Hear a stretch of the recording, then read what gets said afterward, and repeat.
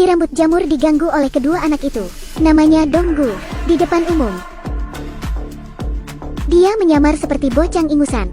Bahkan, saat menuruni tangga, dia akan jatuh. Tapi faktanya, dia berasal dari pasukan khusus Korea Utara. Seorang mata-mata, mahir dalam seni bela diri. Dari 20.000 orang, dia yang terpilih sebagai pasukan elit untuk mengungkap rahasia negara tetangga. Sebelum ekspedisi, instruktur berkata padanya, jika nasib mempertemukan kita lagi, maka hanya ada dua kemungkinan, reuni tanah air, dan bertemu lagi sebagai saudara, atau menjadi musuh dan saling membunuh. Memang hanya dua kalimat, tapi itu lebih seperti ucapan perpisahan. Agar tidak ketahuan, Donggu menyamar sebagai orang bodoh.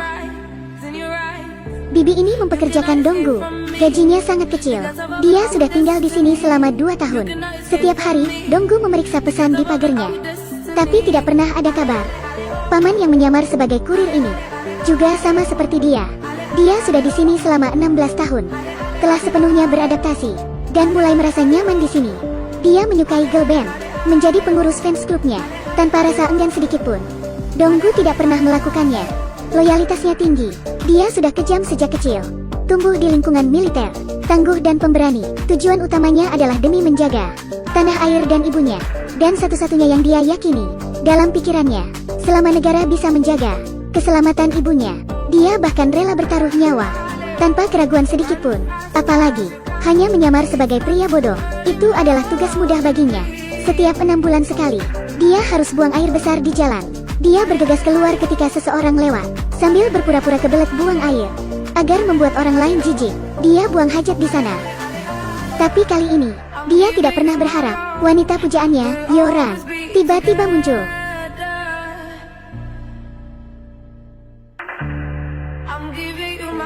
Meskipun dia sangat bodoh, orang-orang di desa tidak membencinya.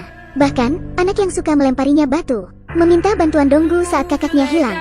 Donggu baru tahu, mereka yang tampak lincah dan nakal sudah kehilangan ayahnya sejak kecil dan hanya bergantung pada ibunya. Di sisi lain, wanita penghibur bernama Ran juga sering curhat pada Donggu ketika mabuk. Dia bilang, sebenarnya dia punya anak, tapi diadopsi oleh orang Amerika. Donggu juga baru tahu hal itu. Di bawah penampilannya yang liar, menyembunyikan hati yang rapuh, dan putra bibi di toko kelontong. Meskipun selalu banyak gaya di depan Donggu, tapi di hatinya, Donggu sudah dianggap sebagai keluarga sendiri. Dia ingin menjadi polisi untuk melindungi keluarganya. Pada awalnya, Donggu menganggap semua orang di desa ini sebagai musuh.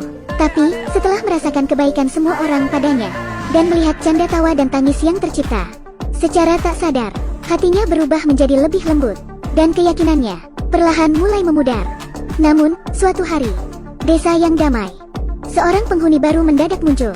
Saat Donggu sedang melatih otot-ototnya, sepertinya biasa, Donggu yang terlihat bodoh selalu latihan bela diri di malam hari. Tiba-tiba, penghuni baru itu mendatanginya.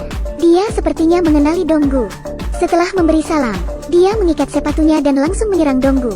Donggu yang sudah tidak bertarung, sedikit kewalahan melawannya, hingga terkena pukulan beberapa kali. Tapi, dia segera membalas. Keduanya bertarung sengit, dan saling mengunci satu sama. Sebenarnya, si rambut kuning ini juga mata-mata. Keduanya adalah rekan seperjuang. Dibandingkan Donggu yang harus berpura-pura bodoh, tugas pria bernama Hairang ini jauh lebih mudah. Tugasnya menyamar sebagai rocker. Bahkan, pada audisi tahap awal, dia selalu gagal. Tapi, sebagai seorang pasukan elit, dia bertekad untuk menjadi gitaris handal. Dia adalah putra tiri jenderal. Setelah ibunya meninggal, dia tak diurus lagi. Tapi, dia tak peduli. Dia hanya ingin menjadi pahlawan untuk negaranya. Jadi, dia meminta misi dan datang ke sini. Mereka sudah menjadi rival sejak kecil. Dan di negara tetangga, mereka akhirnya akur seperti teman. Tapi, mereka tidak pernah tahu, penghapusan mata-mata oleh negara semakin dekat. Suatu hari, paman kurir ini menerima kabar keluarganya tertangkap saat ingin melarikan diri, dan dia menjadi buronan. Donggu menodongkan pistol padanya atas alasan ingin menghukumnya. Tapi, Donggu tidak mengisi peluru di pistol itu. Lalu, ada lagi orang baru, pemuda tampan bernama Ri Hae-jin. Dia menyamar sebagai siswa SMA dan datang untuk menggantikan paman kurir. Dia juga ditugaskan memantau Donggu dan Hairang. Apakah berkhianat atau tidak? Hae-jin banyak berhutang budi pada Donggu saat ada di militer. Dia sangat mengidolakan Donggu. Selama sesi pelatihan, dia mendatangi sang idola Tapi, kakinya malah ditusuk oleh Donggu. Sungguh menyakitkan. Ini adalah gereja Donggu. Pelajaran terpenting, agar Haijin tahu, sakitnya pengorbanan, semua bahaya dan rintangan, harus bisa dia taklukkan. Setelah pelatihan yang kejam, dan bisa bertahan hidup, akhirnya Haijin ditugaskan datang ke sini. Ini juga membuatnya bisa bertemu lagi dengan malaikat di hatinya. Ketiganya pun berkumpul. Setelah semuanya membaik, dia juga mulai beradaptasi dengan lingkungan desa. Mereka bertiga membantu Bibi di balkon. Sebagai prajurit yang terlatih secara brutal, awalnya mereka cukup kesulitan menyesuaikan diri, kehangatan dan kebaikan penduduk desa. Perlahan meluluhkan hati mereka, yang semula dingin. Mereka menghabiskan waktu dengan canda tawa yang langka. Tapi di waktu yang sama, situasi di negara ini sedang mengalami perubahan drastis. Korea Utara dan Korea Selatan mencapai kesepakatan damai. Demi kepentingan politik dan pribadinya, sang jenderal memutuskan untuk melenyapkan mata-mata yang dikirim ke negara musuh. Dan mereka bertiga masuk ke dalam daftar kematian. Di desa terpencil ini, saat Donggu sedang menatap langit yang cerah, sambil merindukan ibunya, tiba-tiba, pagar yang selalu dibawanya, akhirnya berdering. Di Korea Selatan, pasukan Korea Utara yang menyamar jadi idiot ini, akhirnya mendapat pesan dari Ibu Pertiwi. Tapi, sungguh sial, isi perintahnya adalah, mereka semua harus bunuh diri. Donggu sangat terkejut. Di sisi lain, Haerang dan Haijin juga demikian, mata-mata di tempat lain, menjalankan perintah itu satu persatu. Mengapa mereka tidak takut mati? Karena mereka yakin ini demi kebaikan negara. Jadi, mereka tidak pernah goyah. Donggu yang setia juga sebenarnya siap untuk mati. Tapi dia masih mengkhawatirkan satu hal, yaitu ingin memastikan ibunya hidup dengan baik. Barulah dia rela berkorban. Saat ini, pistol Haijin sudah mengarah ke Donggu. Sebagai petugas pengawasan, dia bertanggung jawab mengeksekusi mata-mata yang menentang perintah bunuh diri. Tapi, Haijin tak sampai hati menembaknya, karena di dalam hatinya, dia berharap Donggu dapat bertahan. Pada waktu bersamaan, polisi Korea Selatan menemukan Donggu. Dia menawarkan perlindungan untuk Donggu, dan meninggalkan perintah untuk bunuh diri. Jika tidak mau, dia siap membunuh Donggu. Saat genting, Haijin muncul dan menendang pistolnya. Dia lalu mengejar polisi itu. Tapi, tiba-tiba dia dikepung polisi Korea Selatan. Polisi bernama Su Hyuk itu lalu melepas pelacak di tubuh Haijin. Ternyata, semua pasukan elit itu dipasangi pelacak ini secara diam-diam. Itu artinya, tidak peduli kemanapun Donggu kabur, posisinya akan tetap terlacak. Tapi Donggu sama sekali tidak punya niat untuk kabur. Yang dia inginkan hanyalah sebuah jawaban. Pertempuran sudah di depan mata. Donggu menyadari, jika dia tetap di sini, orang-orang di desa akan terlibat. Jadi, dia memutuskan untuk pergi jauh. Donggu lalu mengubah gaya rambutnya, mengenakan setelan jas lamanya dengan keren. Saat ini, dia akhirnya bisa menjadi dirinya sendiri. Donggu berpamitan pada semua penduduk desa, dan meninggalkan desa itu sesegera mungkin. Meskipun dia tidak ingin menyerah, tapi hanya dia yang bisa mengerti bahwa ini pengorbanan terakhirnya untuk penduduk desa.